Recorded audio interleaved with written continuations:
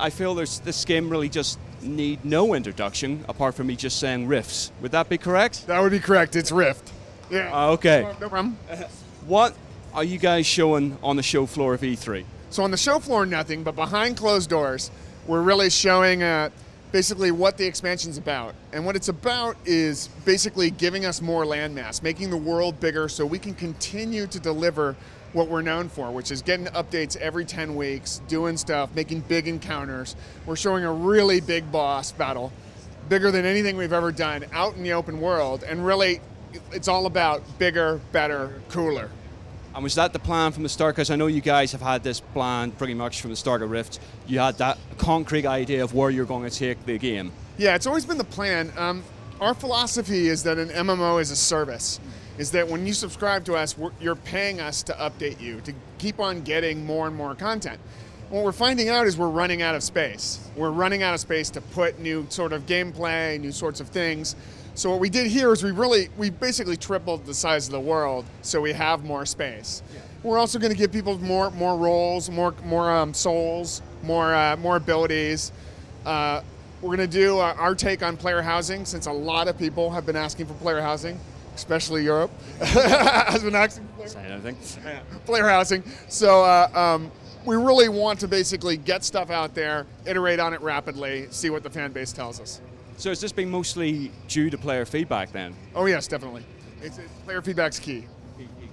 Is there anything that they have come back and said to you that's maybe surprised you, or has it been pretty much accurate to what you would expect?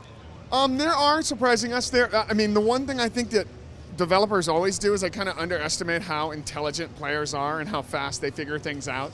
So one of the things is just basically how they play, watching them, what they're doing.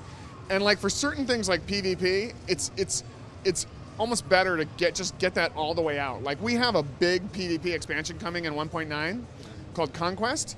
Well, we could have held that for the expansion, but honestly, it's better if we just get that out as rapidly as possible and get people playing it so they can give us feedback and we can iterate more rapidly. Now you mentioned increasing the size of the game, increasing the size of the universe. Where are these people going to go?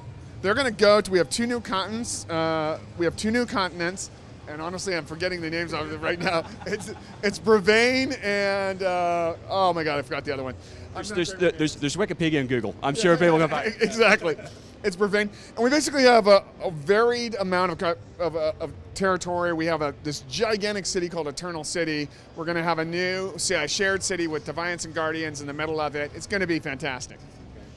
And how do you guys sort of process that? I mean, it's not just a case of sticking a piece of land and dropping it down. It's art styles, it's creating creatures and everything like that to put into it. Is that in itself a headache to implement? Yeah, it can be, but it's also really kind of fun. And what we're doing is we're taking the storyline. So we have the storyline of the dragons and attacking. And by the time the expansion launches, we're going to have 4 of the dragons dead out of the 6. And so we're going to take Crucia, one of the main folks, and really bring her forward. And then we're going to have this idea that these are the lost continents, have a lot of lost technology, and it's all about Crucia making her power play with this technology and you stopping her from basically, destroying all of Talara, or controlling Talara. John, with the fantasy angle, with the fantasy genre, you're effectively free to create and put what you want into a fantasy game. But obviously you guys must have a specific lore. Is there certain things that you will say, no, that's not Rift, that's not Rift's fantasy? Right. Yeah, there is. There is. And I think the way we're going is we're going more down toward the Magitech sort of idea. We want to kind of get away from the classic, just really been there, done that, middle age sort of fantasy role playing. And we're now going more toward let's take a little more tech, let's take a little more advanced civilization, lost civilizations, and then adding magic on top of that, and then adding like corrupting powers and invading forces and stuff like that. And what's the rollout? You guys wrap up in E3. What's the rollout for the next 6 months, 12 months of Rift? So we're looking to get this out, the expansion out, 4th quarter 2012. I don't have beta dates yet, but we're going to be rolling stuff out more and more. Obviously, Gamescom's coming. We're going to show more and more at Gamescom because that's a major show. And once I have those beta dates, and you can blame me for not having beta dates. I am blaming you, and everyone watching this is blaming. How does this guy not have beta dates? So once I have the beta dates, we'll send them right out. We'll get people going, get them iterating as rapidly as possible. But basically, we'll be sending us stuff out, probably weekly or bi-weekly. We'll be leaking stuff out, showing people stuff. And then really soon, we're going to get people into the game, get their feedback, especially for the class stuff. We really need them to look at the new souls, the new classes, and what we're doing there.